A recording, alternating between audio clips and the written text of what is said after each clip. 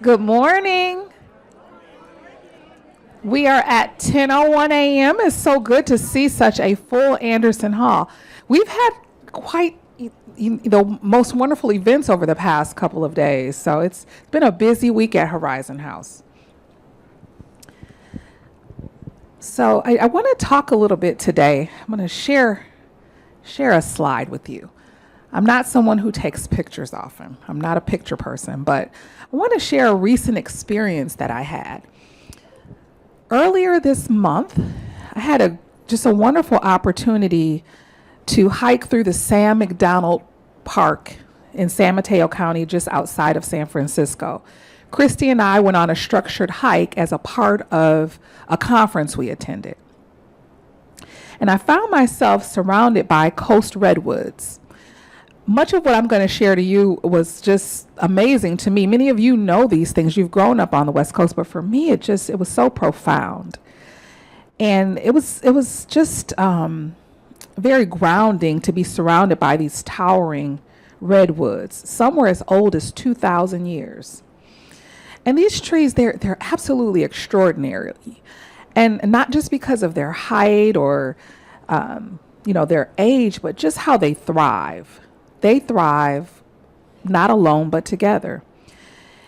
And the Sam McDonald Park was also a profound experience for me because he was the son of enslaved parents who had moved west from the South. And he acquired this land over time. He'd worked in grounds for Stanford. And he had bought this land and ended up donating it to Stanford. And he really had a directive for them.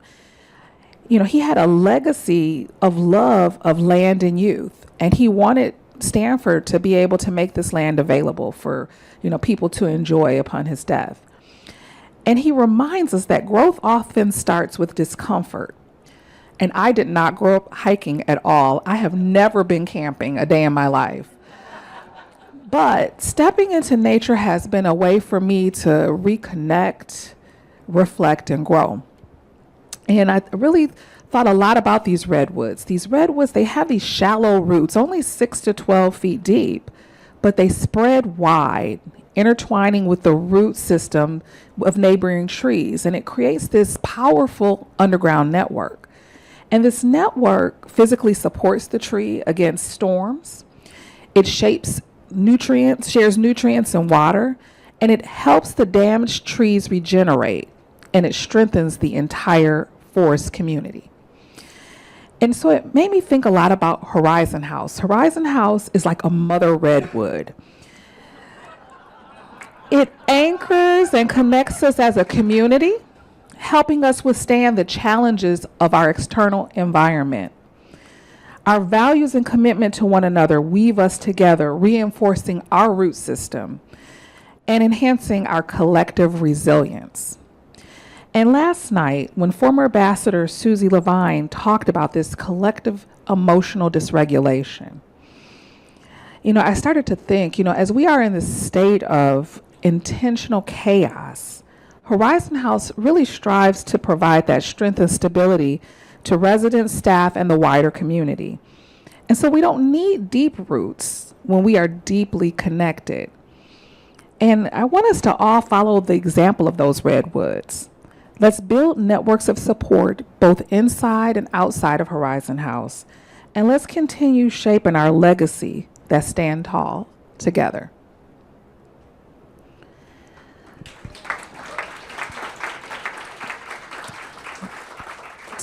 Today we have a wonderful agenda for you. We have Brenda, who's going to talk about our promotions and milestones. And then we're going to have a wonderful update by our new innovation team that's led by Robert Derby and Amanda. Then we're going to have our philanthropy update with Sue Jones and Jack Carr.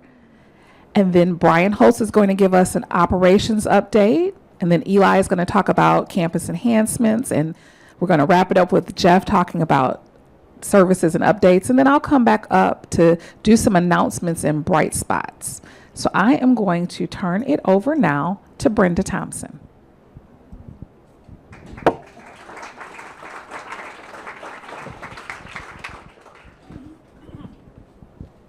Good morning. Erica's picture is inspiring me, and so is that sunshine outside. I think I'm going to be outside this weekend. Well, I'd like to share with you new hires that have joined our organization. If you see them, please say hello. In our assisted living team, we've welcomed Tiara, Susanna, and Jacinta, who you may have seen around Horizon House for some time as elder care assistants. In life enrichment, we have welcomed Claire as our new life enrichment coordinator, Ian, our sous chef, and Elise in our parking garage as a new valet. We have some new faces in sales as well. Nate is our new sales coordinator, and Diane, our new events coordinator, which is a new position to Horizon House. In EVS, Shanika as our housekeeper, and in facilities, Dom, our new engineer. I'd also like to share with you a promotion for one of our staff members. You may know Eric from our renovations team. He was recently promoted to assistant project manager.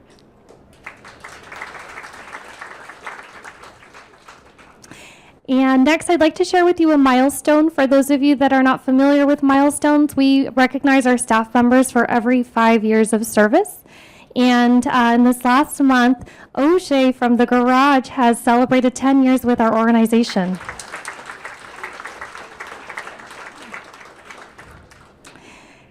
And now I'm going to go ahead and turn it over to Robert and Amanda.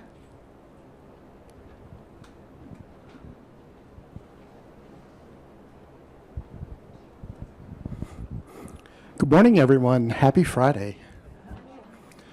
My name's Robert. I'm the Director of Innovation and Technology. Good morning. I'm Amanda, the Director of Resident Experience. I still can't remember it, right? It's but it's good to see you all again. We're going to spend a little bit of time. I think, I'm responsible for a reception team, the salon, but also do take on dog complaints, but then also have been working on just process enhancements around Horizon House, and it's been really nice to have Robert join the team. His IT brain with my marketing communications brain, we've definitely come together nicely. So we're going to talk a little bit about what Robert's brought to the table with this innovation team. So one of the first questions people ask me is, what is innovation and how are you innovating? And one of my innovations is putting the mic closer to my face when I'm talking. Innovation's pretty straightforward. It just means coming up with a new idea or improving an existing idea. So if in your life you've ever had a great idea and it got implemented or found a way to improve an existing idea, that means that you're an innovator, just like us. Come join the innovation team. It's what we do. And it's especially important when an organization is going through a time of change like we are right now. It's about leveraging that change to create value for what you're doing, right? Horizon House is going to be adding more residents. It's building a new building. There's a lot of things going on, so it's a time for us as staff to figure out processes that worked or maybe it's not working so well and how we can improve them and what we can do with it. So we have an innovation team. I've done this in past organizations. I've been in, ran innovation teams for the Dallas Opera I was at and a school I was involved in as well. It's just a cross-departmental group of people, of stakeholders. We're project-based, so we're basically charged with a particular project that we're working on. Right now we're looking at the apartment transition process, which we call traffic here, and how to improve that. We have stakeholders from each department involved, and we meet once or twice a week. Right now we're meeting twice a week to cover that and going through a lot of details of what we do. And Amanda's going to explain it. Just so you know how it works, I, as the Director of Innovation, I'm basically facilitating a lot of the meetings, coordinating a lot of the data, the kind of spreadsheet processes we go through. And Amanda, as the product owner, the main person saying, is this actually improving our world? What are we doing? That's her co-role in it as well. Yeah, so just to give you a little bit of background on this kind of traffic improvement plan, and I think I've talked to a few of you guys about this, and it started actually with the Welcome Committee, talking through, how we're bringing in new residents into Horizon House. And so as we're looking through, welcoming new residents, we're also looking at what that whole process is from the time, an apartment turns over to when they sign their contract, when they move in. So we put together a team almost a year ago where, like I said, we called it traffic, and we're looking at folks that are transitioning from independent living to assisted living, working with folks that are transitioning from the West Tower to their new IL apartment, as well as new residents and people who are releasing their apartments. So there's always a lot of movement going on. So we started just realizing we needed to meet every week just to kind of keep up on who's going where and are we ready. And so it was a response to a need to know that there's so much happening here. And we still meet every week, but we weren't really addressing what that process was. We were solving problems, we were meeting, we were communicating. So Robert came in and was in these meetings, and he was like, this is great, but you guys need some support. This is a lot of moving parts, and it's really complicated, which is why he was telling us, I've worked with a small team in the past, this innovation concept, where we can really look to solve problems. And we have a bullet. So one of Robert's suggestions was bringing in a project management consultant who can really help us with project management skills. So to help us work through all the different issues, but giving us the processes to do that, which is new for me. I'm not a project manager. I'm a doer, but giving us the right tools to see the problems. And I think, what did he say? It was, taking the things that people complain about and actually doing something about it. So that's what we're tasked with, right? We're saying, all right, well, these are the problems. Here's what's causing the problems, and here are the solutions, pulling that together. So it's taking this weekly group of folks that are talking about the movement, but really looking at what that process is so that it's really seamless for us as internal departments, but also for the resident family as they're working through. So just one of the things we, just to kind of talk through it, to see some of the work we did, was we looked at the entire process and all the steps, which I don't know, 50 something steps, but then broke it down into these little buckets. When an apartment's released, when we walk through it and decide what needs to be done, the actual work and the renovation being done, so it's looking at it all, making sure that we're being efficient with our time, with our costs, with our communication. So each one of these, we kind of have problems and solutions associated. So we're about 2 months in to this. We think there's probably another 2 months of work or less, but just ongoing. So it's been exciting, and I'm super grateful for Robert, like I said, and his diligence and his ability to kind of help add some rigor to our conversations. Any questions, anything?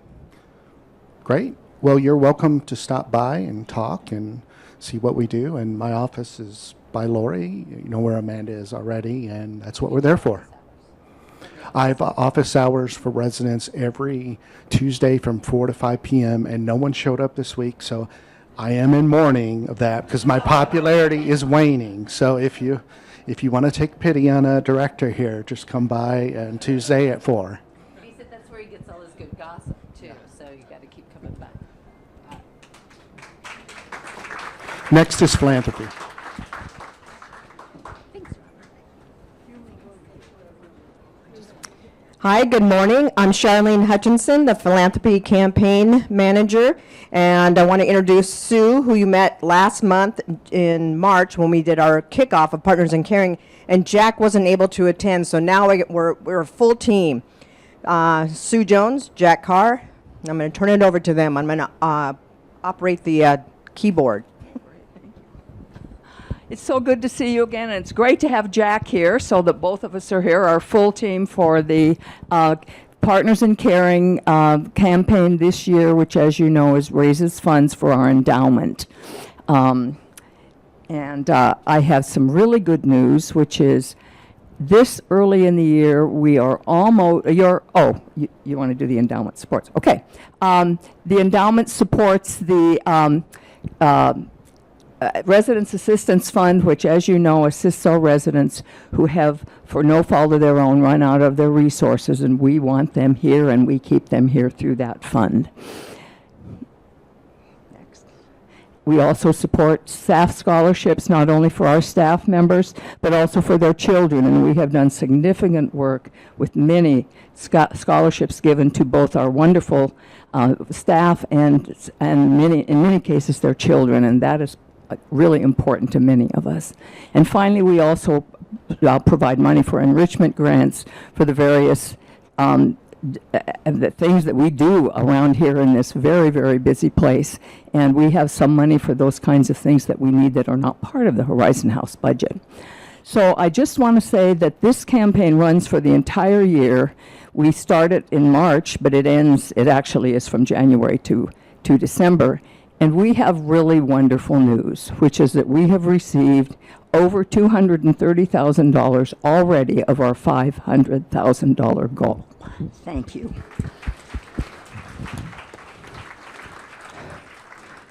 This is such a generous place, and we just can't thank you enough, and we are continuing to go, but boy, that's a wonderful start. Next, Jack. Thank you, Sue. I just want to remind you there are many, many different ways that you can make a contribution to the Partners in Caring. You can write a check, you can use your credit card, you can give gold bars, you can family heirlooms, and a portion of Aunt Sally's, bequest to her favorite niece or nephew. You can give part of that too. Also, you can, those of you who are have a retirement IRA, you can contribute a portion of that required minimum distribution if you so like. And the interesting part about that, the portion of that required minimum distribution that you contribute then becomes tax-free. No taxes paid on that, which may lower your overall tax burden, maybe drop you into a lower tax bracket, who knows. But at any rate, check with your financial advisor or your CPA, and they can give you the hot skinny on that, what's prepared. So give at any level that you feel comfortable with. And give what you can, what you feel most comfortable contributing. The most important thing is that we are all part of a community, and we contribute in respect for every other member of the community. And that's the true meaning of community. Thank you.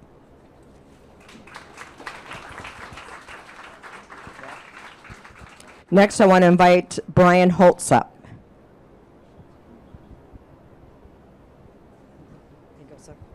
Thank you. Jack was saying, to check with your accountant. Charlene, before I donate, I just checked with my wife. So that's advice as well. So I'll check again because I can give more than once, right? Absolutely. So this is an excellent example of where staff and residents collaborate and why Horizon House is so amazing. So I wanted to give an update on Comcast, and we have a little animation that's slowly going on the screen. And this has been, as we all know, quite a project that's taken longer than we hoped. Recently, Mark has spent a ton of time working with Comcast. Thank you, Mark. And so they're still working on the infrastructure. Yes, thank you, Mark. I kind of handed it off to him, and he's not happy with me on that. But They're still trying to finish the North Tower infrastructure, and there are some cable boxes still to install. We are told by the end of May we should be fully installed. Gosh, what do you know? That'd be a year after we signed the contract. So I'm so sorry that it's taking this long. We are trying to control what we can control, and I can tell you that between Mark and I, it's more than once a week that we're communicating and asking. Mark demanded an on-site meeting Monday that we had, so we're continuing. The question was, will we get a rebate? I don't know if we'll get a rebate. We have not started to pay the higher fee for your updated cable boxes and yet, because it's not fully installed. So those of you that already have it, you could call that a bargain, but I would rather just pay what we agreed to and have it done quickly for you. So we're continuing to be an advocate for you in that area. So I wanted to just have a few bullet follow-ups from the meeting that we had in here. The presentation on March 31st that Eli and I had was that the themes that I heard or we took were from about resident storage lockers.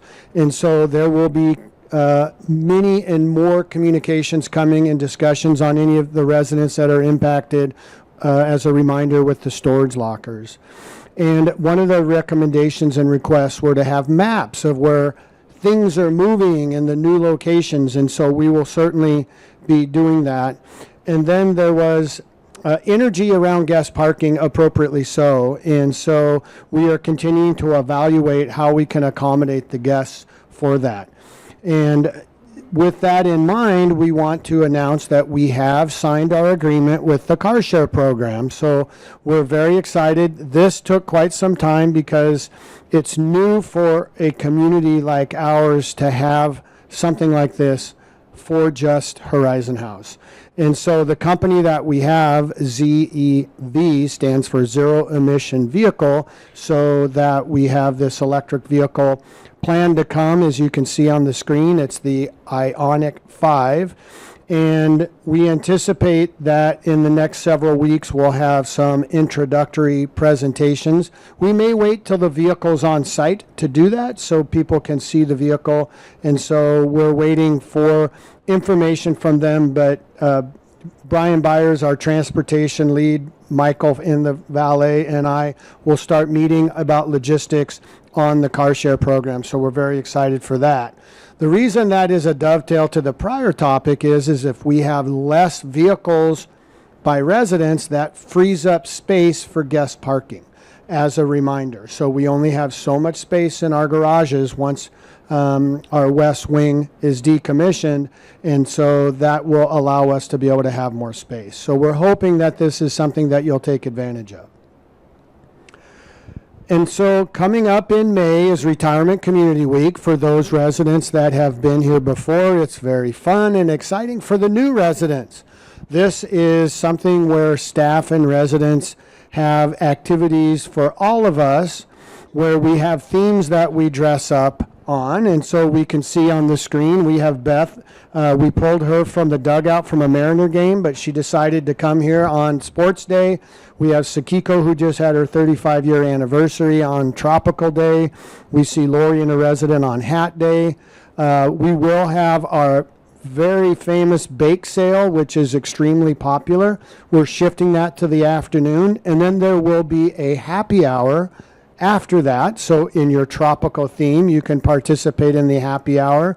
Administration will treat you to your first beverage of choice. And of course, the most famous possibly of all, of any talent show, is the Horizon House Talent Show on Friday. So more details to come. Yeah, very exciting. And one of the things to note that we changed for our staff is we're giving all the staff what we're calling a goodie bag, where they all get the exact same thing. Sometimes in the past we had somebody that, like Risa, who's on the forefront, who gets all these Bright Spot cards, deservingly so, and she has like 500 chocolates, and I have like 2. So as the chair of the committee, we decided actually for all the staff, we give them all the same thing. They'll still get your Bright Spot card, so please participate in that. Yet you residents, for every Bright Spot card that I buy you and others buy you, you will get your 2 pieces of yummy chocolate. So that's something that we changed last year, and it was very well embraced. So thank you very much. Next, we have Eli, our Director of Construction and Renovation, who always has things moving and shaking around here for us. Nothing stays the same with Eli because he's about construction and making us better on campus. Thanks, Brian. Thank you.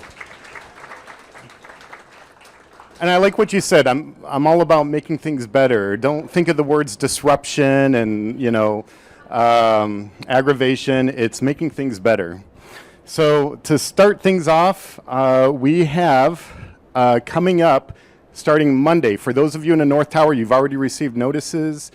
Floors 17, 18, and 19, your hallways will be refreshed. So that starts on Monday. You see the before picture. This is an example of some delaminated, water damage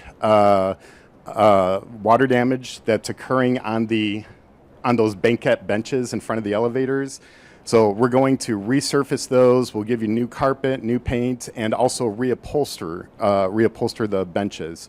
The reupholstery hasn't been finalized yet, but everything else has, and again, that'll begin on Monday. And then also underway is our project on the second floor, the former memory care area. This is the assisted living offices, but also a new activity room and for residents, and a really nice break room for frontline staff. A much deserved space for frontline staff. Let's see. Yeah, that's an example of the rendering of the break room, and this is what it looks like now, so we're not quite there. This is an example of a care conference room and a training room, a training nook for staff to do their compliance training. Also upcoming projects, the dining room exit pathway. Again, when the west wing comes down, we won't be able to go that way anymore for code compliant egress. So we'll need to develop a pathway through the, to the left, where on the other side of that wall is the philanthropy offices. Don't forget, we have a comment box outside Brian Holtz's office on B1. So feel free to drop your comments or questions or compliments in that box. Also coming up, we have a presentation Monday, May 19th. It'll be focused on structural design of the West Tower. So for those of you who have curiosities about whether or not, are we in an earthquake zone, and aren't we on a slope? This presentation will answer all those questions. We'll bring in the MKA, Magnuson Klemensic Associates, and also our geotech engineer who studies the soil mechanics of our property. That would be Haley Aldrich. They'll be there to answer the technical questions. And then lastly, First Hill Improvement Association. I highly encourage everybody to go to firsthill.org to see what type of events are coming up in the area. Today is a happy hour, for instance, walkable distance right here at A Pizza Mart. Starts at 5 o'clock, so if you want to meet other neighborhood interested folks, this is your chance. A Pizza Mart, 5 o'clock today. Also coming up which is sold out, is Jane's Walk. Jane Jacobs is a pioneer in urban planning. She was an activist and advocate for walkable, people-centric communities, cities. What makes the difference between a safe community and one where it's just not safe? And a lot of it might be in the urban planning itself, not just in the residents, but in the way the infrastructure allows people to use the space. So this is going to be an interesting walk, and hopefully we'll have more tours like this coming up. And then also on May 19th will be a neighborhood safety forum. There'll be a panel discussion with local politicians. I'm not exactly sure who at this time, but go to firsthill.org. It'll give you a little bit better description, and also I believe that's also where you would sign up. I don't think the sign up is ready yet, but that's where you would go when it is ready. This one will be held at Town Hall. Thank you. Right. The question was where? Town Hall, which is just across the street from a Pizza Mart where everybody's going today at 5 o'clock. All right.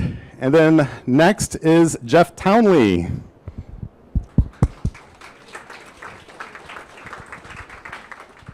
Thanks, Eli. All right. Hello, everyone. Let's see. All right. Well, I want to start off talk about Easter brunch this last weekend. We had a really nice brunch that day, and I really have to give my hats off to Yanni, Steve, and all my staff because I was out sick all weekend. We know Oliver's not here as well, so there's really a lot put on Yanni to get everything set up for that and execute it, and haven't heard anything bad from any residents, so very thankful for them and glad everything went off without a hitch there. With that being said, kind of to my surprise, right around the corner we have Mother's Day coming up, so that's going to be on Sunday, May 11th. So we are a little late getting reservations going for that, but we'll do that coming up on Thursday, May 1st, 2 p.m. at the host stand. So come see us then. We'll get you signed up for Mother's Day. If you can attend that day, just shoot me or Yanni or Oliver an email, and we'll get you signed up for that. And then another thing we got coming up is our next wine dinner. We're going to be featuring Rombauer Winery out of California, and that's going to be on Thursday, May 15th. And so we'll do reservations next week as well. We'll do those on Friday at 2 p.m. at the host stand. So kind of same drill. Come see us then. We'll get you signed up for that. If you can attend, shoot me an email, and we will get you signed up for that. So looking forward to those events coming up.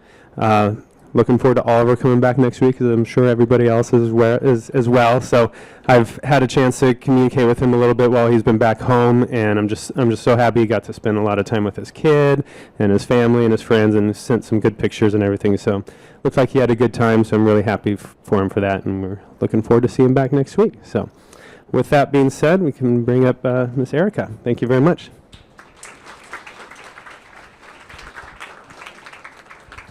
Thank you, Jeff. All right, for announcements, and we have quite a few today, so glad we are not running out of time. So first, we always want to do our West Tower update. And I have to tell you, April 23rd was like eons ago because today we're at 86. So I want to report that. We are at 86 reservation deposits. Camilo had an extraordinary month. I mean, he brought in 6 out of our 7 deposits for April. So that is phenomenal. I want to talk a little bit about the building of our sales force. And that's what I'm calling it. It's a sales force. It is not just about getting to financing. It's about building this long-term pipeline of residents who want to move into Horizon House, both now and into the future, to ensure that we continue to thrive. Building of the tower is just part of the story. There is so much more. So speaking of thriving, I really want to talk about our current campus because part of getting to financing is making sure that we have strong current operations. And I am excited to report we do. So we've got some stellar things happening. I want to give a shout out to Valerie and Bonnie Kistler, who I'm not sure if all of you know. Bonnie, can you give a wave? Bonnie's standing in the back. For those of you who don't know, at the first of the year, we hired a person who's focused, an AL, assisted living sales manager, who is focused on helping make sure our continuum is working and that the outside world knows that we accept people in to get our exceptional care. And I have to tell you, Bonnie has just knocked it out of the park. A breath of fresh air, really helping us move from thinking about our assisted living more in a clinical way and moving past our former skilled nursing self to being this wonderful home that is just a continuum with more care. And so through that work, today we are at 82% occupancy. So let's give Bonnie a hand. For many of you who know that has not been the case. We have like hovered in the low 70s for many, many years. And so what that means is that people are missing out on the wonderful care that we have to offer. I have worked at assisted livings. I've been around at a lot of assisted livings, and very few can compare to what we have to offer at Horizon House. So it's just a matter of making a few changes and putting some intense focus on it. And so now people can get the care they really need to live their best life. So thank you to Bonnie. And we, in terms of independent living, we are currently at 95% occupied with 98% committed. So Valerie's not here, but let's give her a hand anyway. In addition to keeping our current campus full, Valerie has also led the charge in our West Wing relocations and making sure that, you know, our wonderful neighbors have a new place that they do enjoy living in. And so, you know, we never want to not think about what's happening here. What happens here in our current campus is what informs, is what allows for the West Tower. So sometimes it feels like the West Tower is overshadowing everything. It's just an expansion of all the good things that we already have. So thank you to our sales force. If you see Camilo, Bonnie, or Valerie, just please take a moment to recognize them for their outstanding work. All right. I want to talk a little bit about our Community Relations and Diversity Committee. We have our 2025 grant recipients, which one is First Hill Improvement Association, the other is Freeway Park, Gen Pride, the Low Income Housing Institute, and our Shelter Family Sewing Resident Committee. And we're going to do something a little different this year. You know, one of the things that is a goal for 2025 is to really do a lot more outreach and let people know a lot more about what the good things, all of the good things that happen at Horizon House. So we're going to be doing a check presentation that residents will be invited to in the social forum on May 7th, where we're inviting those grant recipients here to Horizon House to talk about their organizations, and then we'll present them with their check. And so it'll give our residents a chance to ask questions and to be able to understand, you know, how us granting dollars helps us to continue to further our mission here at Horizon House. And so, you know, they're going to talk about volunteer opportunities with their organizations. And I know the leadership team, we plan to choose one of these organizations to do some volunteer work at, and we hope that residents will too. So just come out. We hope to see you on May 7th. We're also doing something a little bit different this year. As many of you know, we've promised that we would increase the engagement with the board and resident community. And so we will be having small group sessions with the board on May 12th from 5 to 6:30. And just a little bit about how this is going to operate. We're going to have all of Anderson Hall divided up, and we're going to have 3 topic areas.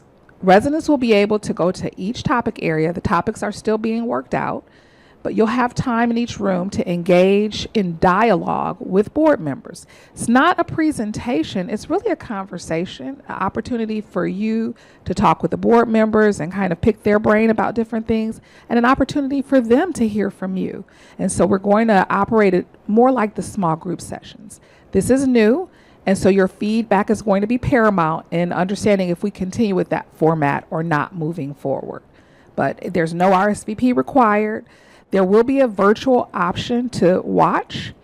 And, you know, we will also, like we've done in the past, any of the operational questions that do come up, they will be addressed in the June small group sessions. And then, you know, we would have liked to have the governance forum first, but timing just didn't work out. But as a reminder, there will be a governance forum that you'll be able to see on June 2nd that really talks about, you know, kind of the differences between resident council, you know, what the board does, as well as, you know, what administration does. So, you know, stay tuned for more about that. We will have an announcement about this small group session with the board in the alert. want to talk to you also about an on-site services survey. We've heard many people say, why isn't Horizon House offering these things? We know many of you rely on outside, third-party vendors for services. We want to understand what kind of services are important, what kind of services are happening on site. As we are growing, as we continue to want to enhance the resident experience, we have to start with a base of knowledge. And so we're going to be distributing a survey on May 2nd. It'll come out, you'll have information in the alert, and it will come out via constant contact. But it really is to understand, what kind of services are you receiving on site here at Horizon House, whether it's services that are provided by vendors that we have contracted with, like Divya and physical therapy, or massage therapy with Laura, or outside vendors like C-Care. So we want to have a better understanding of all that's needed for residents in this building. We have a booster vaccine clinic coming up. So Tuesday, May 27th and Wednesday, May 28th, Eastern Pharmacy will be on site, and we're going to be doing not only COVID boosters, but MMR vaccines. As many of you have seen in the news, the measles is cropping back up. And I can imagine many of you remember when this vaccine came about, and to think, wow, we're cropping up, measles again. So, for many of you, if you've had the measles vaccine, these vaccines do have a life cycle. And so, you can talk with your doctor or get your vaccine when they're on site, but they will be bringing MMR vaccines on site, and there'll be a memo distributed early next month, so you'll have the information that you need. Time for spring cleaning. So we're going to have our shredding bins all around campus. This is just a great time. We know that storages are going to be moving off site, and I can imagine many people's storages have all kinds of documents from the past that you've been saving. So this is a good time. If these things have expired, I don't know if the rule for some things are 10 years or 7 years, but this is a good opportunity to start cleaning out your storage, cleaning out other areas. And so we'll have those shredding bins starting on May 13th. Beth and I always like to let you know when we will not be into the executive office. I am going to be presenting at the Leading Age Oregon Conference on May 22nd, so I'll be out of the office for that. And then Beth is going on a fabulous trip and will be out of the office between May 13th and May 30th.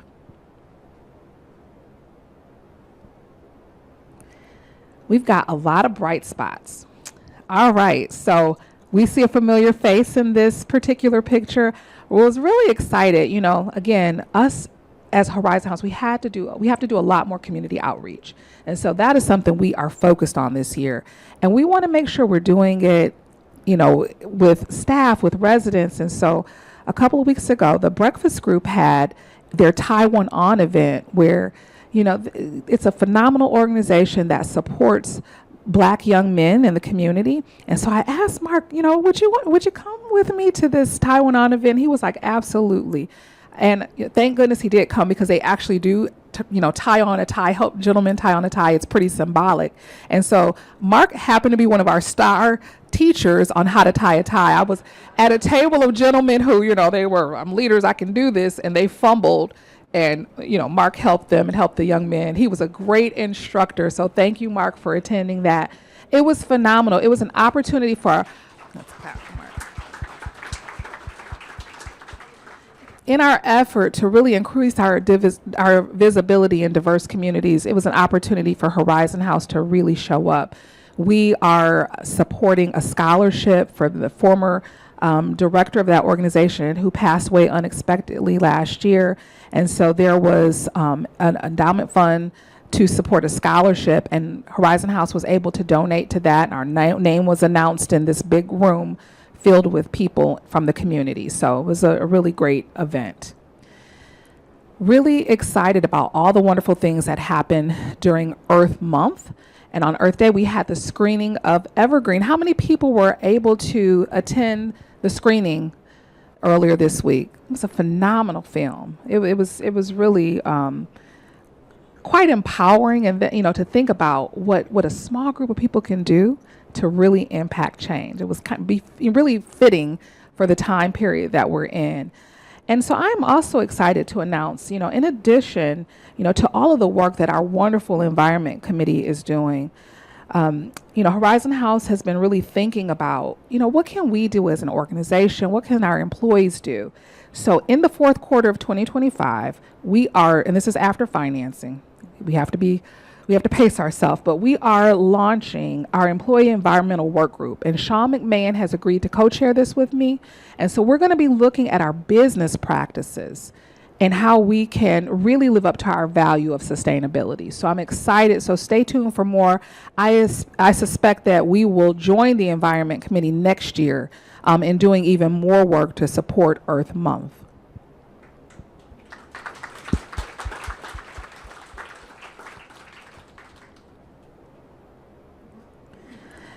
Bright spots in assisted living. You see we had the assistance dogs from Northwest Visit with Olive and Riley. It was awesome. We had the Earth Day Spring Gardening on the Assisted Living 2 patio, planting flowers. So if you haven't had a chance to go up there and see them, please go and look at all the beautiful flowers that were planted. I also wanted to mention we had an opportunity to host Councilmember Joy Hollingsworth last Friday at Horizon House. It's really wonderful to start to build and rebuild some formal relationships with city government. She was very impressed. We had a group of residents who were, here, as well as Ellen Green from Personal Improvement Association. But it was interesting. The one thing she knew and really remembered about Horizon House was Ann Brand leading the election forum. And so that was, very memorable. And she remembered all the difficult questions that had come from the Horizon House community. But, building these relationships are so important to us. We have a big voice. We want to make sure people know that, so that when we need things for our community or things that we care about, we want to have someone that we can talk to who knows us. We can trust them, they can trust us to get things done. All right, well, we have a few minutes left, so I want to open it up, to questions and answers if anybody has any questions. I just have an announcement that the nominating committee for the Residence Council is beginning its process for this next year. We'll be seeking out candidates to serve as a 3-year commitment. And I just want to alert you that all of you can submit names. There will be a box in the mail room probably the 1st of June, and you can begin to put names in there. Keep in mind, however, that a person can only serve on the council one time, so if they've already served, they're not eligible. Secondly, it's for a 3-year commitment, and this ought to be a good, interesting 3 years coming up. I think they're going to be interesting because I can't use the word excited. My heart isn't able to hold on to that very long. And then also, before you name anybody, make sure you check with them ahead of time and see if they would be willing to serve if they're elected. Thank you. I have a question about the service rooms that we have. Horizon House's environmental committee is doing a great job in educating us, and yet we find in our service rooms that where we put our compost and our recycling and garbage, etc., that those rooms are being relatively abused in a way and the only people I can imagine are doing this are caretakers that come in from outside. They are not familiar with all of our kind of rules and regulations, and they put all kinds of plastic, etc., into the compost. And this sounds like a little thing, but it really isn't. Is there a way that we can get those people educated to do this properly? Okay, we've got quite a few responses coming over here.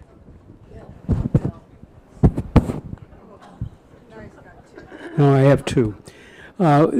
You raise a great point, And we have an enrichment grant. Right now, we're working on a training program for all contractors coming in for this very issue, because it's been with us for quite a while. And we hope to have it ready this summer. It'll be a ongoing training program for contractors, caregivers, and others for this very issue. And I'm doing this with Barbara Brown. New residents. Oh, yes, indeed. And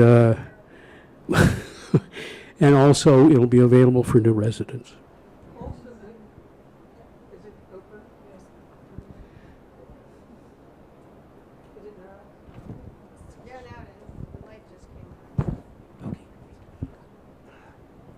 As someone whose sight is impaired, I can't read any of the instructions. Instructions in the waste rooms, is that it? Yeah. The charts are all there, but the lettering is not possible to be seen. Well, obviously, that's something we need to work on, and we thank you. We will work on that. Thank you for your response, Bill. Any other questions? I see one way in the back. Mark in the back over there. I see Judy.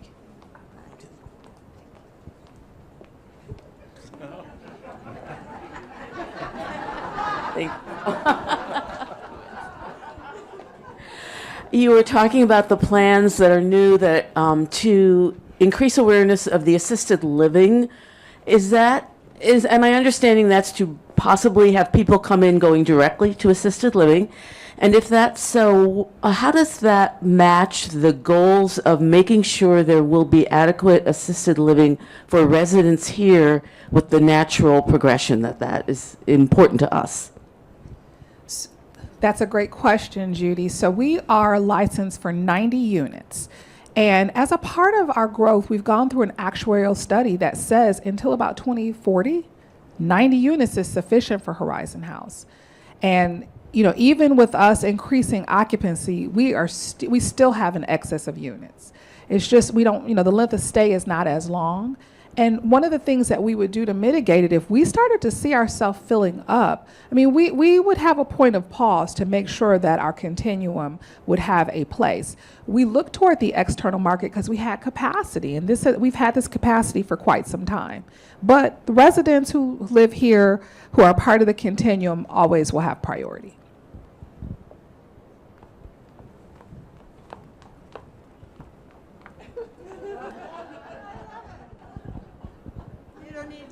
Workout room today.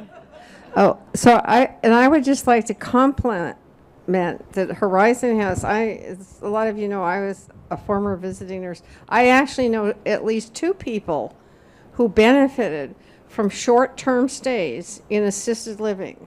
They graduated, and they were out in independent living, but they graduated from the Medicare-funded skilled care, but they were like no way ready to go home. And it was such a wonderful thing for them to be able to come to Horizon House. One, I think, did it for 2 months, and maybe one did it for 3. And so there's those kinds of things too. And the more we're full, the more we can have a full complement of staff. Were they from outside or inside? They were outsiders. They went back to their homes out in the community. So anyway, they've done it forever. Actually. Thank you, Anna, for lifting that up. And that's a reminder for the rest of the community. If you don't know, if you do still need support after hospitalization or a skilled nursing stay or rehab stay, we do offer short-term or respite stay in our assisted living as well. I wanted to comment. This may sound grouchy, but out there the sign says, avoid shredding for environmental reasons. And I've just heard that we're bringing in 9 shredding machines. We're bringing in bins. But the point is that shredding is not environmental, so we shouldn't be encouraging it. Shredded paper can't be recycled. Thank you, Carol. Did you know that? Yeah. I'm sorry to be grouchy. Bill, do you have any other recommendations how we can dispose of Well, sensitive documents? the screen said to simply remove your personal information and then you can put it in recycling. That is the other recommendation to the degree you can. Obviously, 100% is pretty hard to get to, so the degree that you can handle it, with rather than shredding is a good practice, but we need both. Thank you for lifting that up. When we talk about, these employee work groups, these are things that we can look at and we can continue to evolve our practices. But, there is, this conflict now between data safety and the environment. And so being able to come to a happy middle is what we'll continue to strive for.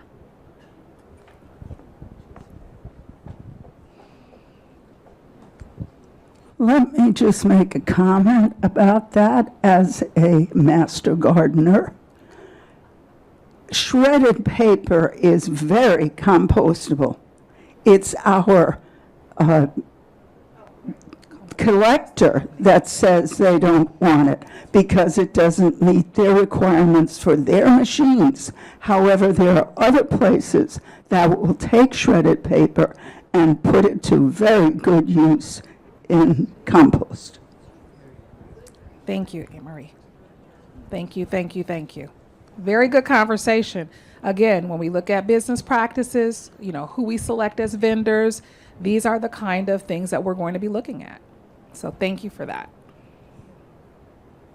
All right, any other questions? Before all that's standing between you and this beautiful day is questions, so. All right, got at least one more.